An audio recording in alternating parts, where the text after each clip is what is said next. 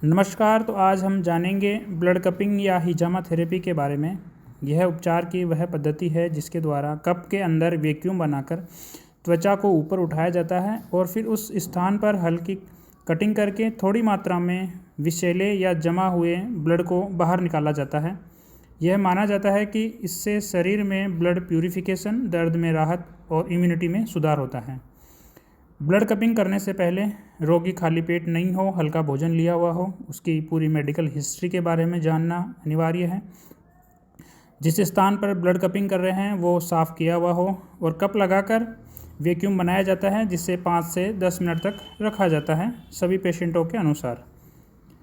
उसके बाद में एक एक करते हुए सभी कप के अंदर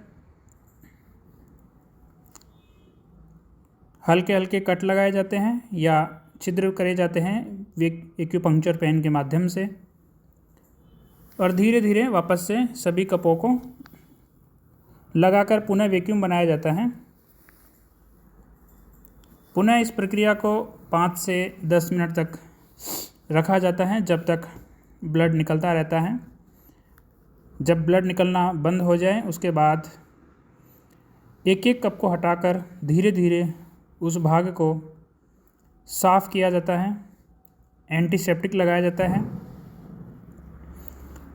और मरीज को 24 घंटे तक किसी भी प्रकार के भारी काम करने की अनुमति नहीं दी जाती है। इस पूरी प्रक्रिया में आधे घंटे का समय लगता है। ब्लड कपिंग करने से शरीर में जमा हुए रक्त का निष्कासन होता है। यह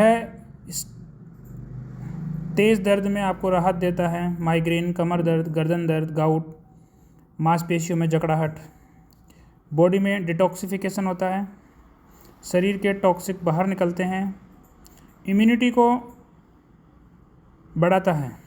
हिजामा करने से शरीर की रोग प्रतिरोधक क्षमता बढ़ती है। हार्मोनल बैलेंस में भी यह सहायता करता है। कई महिलाओं में PCOS, PCOD, पीरियड्स पेन में सुधार देखा गया है इस कपिंग थेरेपी के माध्यम से। हाई ब्लड प्रेशर, कोलेस्ट्रॉल और शुगर में भी यह लाभदायक होता है। किन रोगों में सबसे ज़्यादा प्रभावी होता है?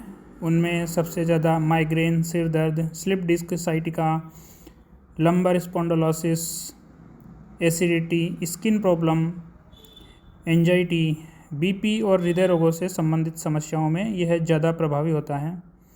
आपको क्या क्या सावधानियां रखनी हैं, किन लोगों को नहीं करना है? बहुत कम BP वाले लोगों को या जिनमें हीमोग्लोबिन की कमी हो उनको भी नहीं करना है।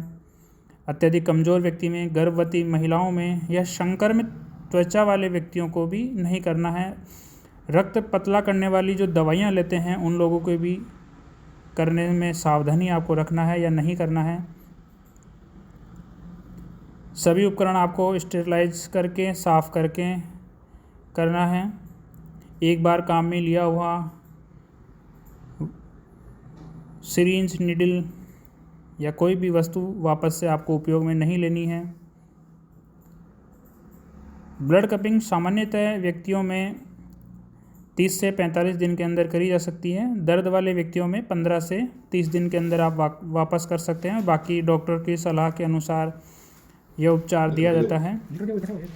तो आप भी एक बार अवश्य इस थेरेपी का लाभ लीजिए और शरीर में जमा हो रखे विजातीय द्रव्यों को, किसी भी प्रकार के दर्द को दूर करने के लिए एक बार इस थेरेपी को ज़रूर अनुभव करिए।